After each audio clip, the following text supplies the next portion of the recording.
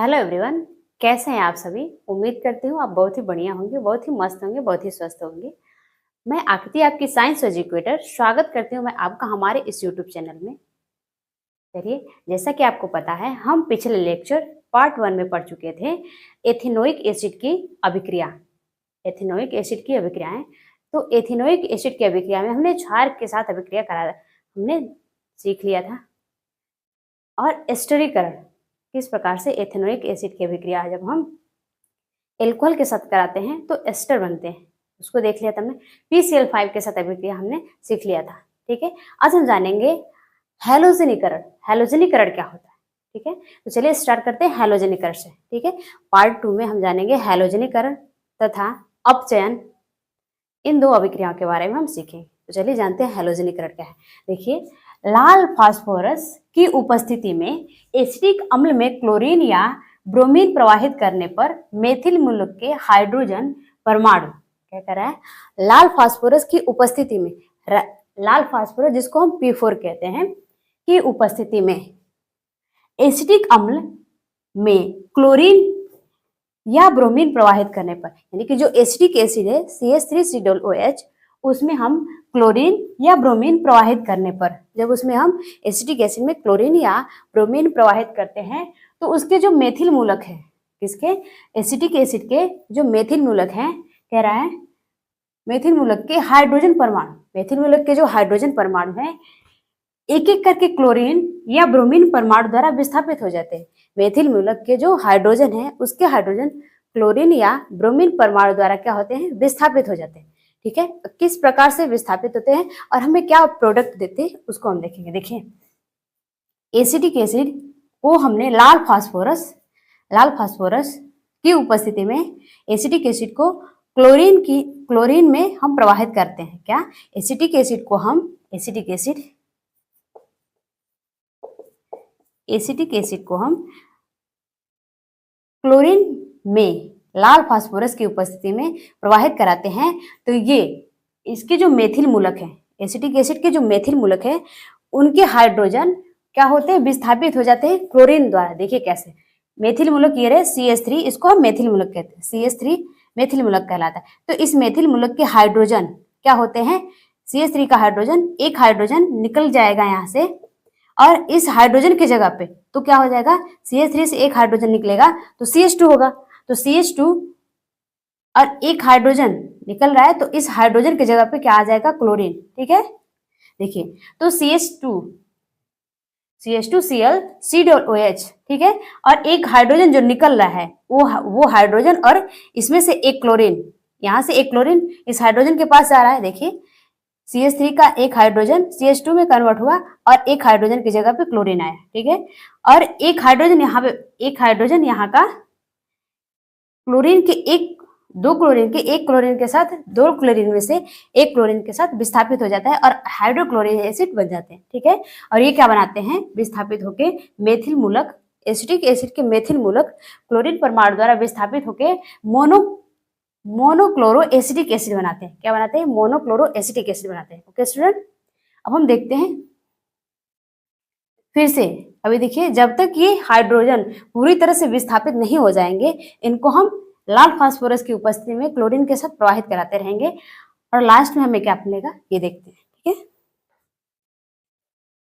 प्यारे बच्चों, देखिए अब किस प्रकार से हम इस मोनोक्लोरो एसिटिक एसिड को हम दोबारा से क्लोरीन में प्रवाहित कराएंगे रेड फास्फोरस की उपस्थिति में। ठीक है, देखिए कैसे। CH3 नहीं, ये monochloro acetic acid CH2Cl COOH, ठीक है, क्लोरीन, इसके साथ हम प्रवाहित कराएंगे रेड फास्फोरस की उपस्थिति में P4, तो क्या होगा? देखिए कैसे, दो क्लोरीन है, देखिए। ठीक है, यहां से CH2 से एक हाइड्रोजन क्या करेगा? CH2 का एक हाइड्रोजन इस क्लोरीन के साथ विस्थापित हो जाएगा, क्या बनाएगा? HCl। ठीक है, और बचा क्या? CH। ये CH इस क्लोरीन के साथ विस्थापित होकर क्या बनाएगा? Cl, देखिए एक Cl था पहले से और एक Cl इसके इस Cl2 का एक Cl जुड़ जाएगा तो CHCl2 COOH, ठीक है। क्या बनाएगा? डाई क्लोरो एसिटिक एसिड क्या बनाएगा? तो die chloro acetic acid plus hydrochloric acid. कैसे? देखिए CH2, हम CH2 को इस तरह से CH प्लस H लिख सकते हैं, ठीक है। और COOH मोनो एसिटिक एसिड, जो हमें एसिटिक एसिड और क्लोरीन को प्रवाहित करने पे हमें जो मोनो एसिटिक एसिड प्राप्त होता है, उसको हम क्लोरीन की उपस्थिति में ही रेड फास्फोरस की उपस्थिति में क्लोरीन में प्रवाहित कराते हैं तो हमें क्या मिलता है? डाइक्लोरो एसिटिक एसिड, ठीक है। देखिए इसमें से एक हाइड्रोजन CH2 का एक हाइड्रोजन क्लोरीन के साथ विस्थापित हो जाएगा और HCl बनाएगा, हाइड्रोक्लोरिक एसिड बनाएगा, ठीक है। तथा ये क्लोरीन इस क्लोरीन के साथ जुड़ जाएगा, क्या बनाएगा? डाइक्लोरो एसिटिक एसिड, ठीक है। अब इस डाइक्लोरो एसिटिक एसिड को दोबारा से हम रेड फास्फोरस की उपस्थिति में हम क्या कराएंगे? क्लोरीन के साथ प्रवाहित कराएंगे। देखिए कैसे? CHCl2 COOH Cl2, ठीक है। रेड फास्फोरस की उपस्थिति में हम प्रवाहित कराते हैं, ठीक है। देखिए ये Cl2, हम इसको इस तरह से लिख सकते हैं Cl2, ये एक Cl2 का एक क्लोरीन अणु हाइड्रोजन के एक परमाणु के साथ विस्थापित हो जाएगा और क्या बनाएगा? HCl, okay. अब बचा क्या आपका? Cl2 और Cl2 इस क्लोरीन को क्या करेगा? विस्थापित कर देगा। जैसे हाइड्रोजन यहां से निकलता है, हाइड्रोजन जैसे निकलेगा इसके स्थान ये क्या करेगा? क्लोरीन विस्थापित हो जाएगा। तो क्या बनेगा? देखिए 2 Cl पहले से है और एक क्लोरीन ये जुड़ेगा, क्या हो जाएगा? CCl3 COOH, ठीक है। और हाइड्रोक्लोरिक एसिड क्या बनेगा?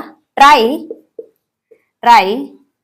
Chloro acetic acid, trichloro acetic acid और hydrochloric acid, hydrochloro acetic acid, okay. तो उम्मीद करती हूं आपको ये समझ में आया होगा, चाहे तो आप स्क्रीनशॉट ले सकते हैं, ओके। प्यारे बच्चों, अब हम देखेंगे दूसरी अभिक्रिया क्या है एसिटिक एसिड की, ठीक है। कह रहा है अपचयन। अब किसका अपचयन? तो एसिटिक एसिड का अपचयन। किसके द्वारा? तो देखिए एसिटिक अम्ल लिथियम एल्यूमिनियम हाइड्राइड द्वारा अपचयित होकर एथेनॉल बनाता है। जो एसिटिक एसिड है इसका फॉर्मूला होता है CH3COOH, ठीक है। एसिटिक एसिड ये क्या करता है?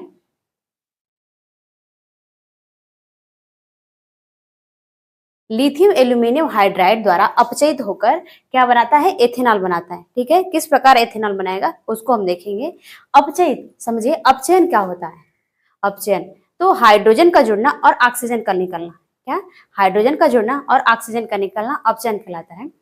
तो इनका अपचयन होता है एसिटिक एसिड का, ये अपचयित होता है और अपचयित होकर क्या बनाता है? एथेनॉल। देखिए कैसे? Acetic acid CH3COOH acetic acid ये क्या होते हैं? लिथियम एल्यूमिनियम हाइड्राइड द्वारा अपचयित होते हैं। इसका फॉर्मूला होता है LiAlH4। लिथियम एल्यूमिनियम हाइड्राइड द्वारा अपचयित होते हैं। अपचयित का मतलब हाइड्रोजन जुड़ेगा और ऑक्सीजन निकलेगा। देखिए कैसे? तो जब अपचयित होंगे तो क्या बनाएगा? एथेनॉल। एथेनॉल का फॉर्मूला होता है CH3CH2OH। कैसे? देखिए CH3, ठीक है, CH2 देखिए कार्बन के साथ 2 हाइड्रोजन जुड़ेगा यहाँ पे। देखिए 2 हाइड्रोजन जुड़ा है और इस 2 ऑक्सीजन में से एक ऑक्सीजन क्या होता है? बाहर निकल जाता है, इसीलिए इसको क्या कहते हैं? अपचयन। तो acetic acid lithium aluminium hydride द्वारा क्या होता है? अपचयित होता है और अपचयित होकर एथेनॉल बनाता है, ठीक है। तो उम्मीद करती हूँ आपको हमारा ये वीडियो पसंद आया होगा। हमारा वीडियो पसंद आया होगा। वीडियो पसंद आए तो वीडियो को लाइक करें और चैनल को सब्सक्राइब करें और अपने दोस्तों को भी शेयर करना ना भूलें। ये बहुत ही इंपॉर्टेंट रिएक्शन है, ठीक है, जो एग्जाम में बार बार पूछे जाते हैं, ठीक है। आप होमवर्क में बताएंगे लिथियम, एल्यूमिनियम हाइड्राइड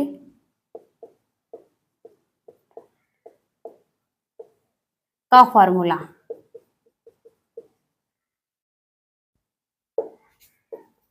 आप कमेंट बॉक्स में बताएंगे लिथियम एल्यूमिनियम हाइड्राइड का फॉर्मूला क्या होता है। आज के लिए इतना ही रखते हैं, मिलते हैं नेक्स्ट लेक्चर में, तब तक के लिए थैंक यू।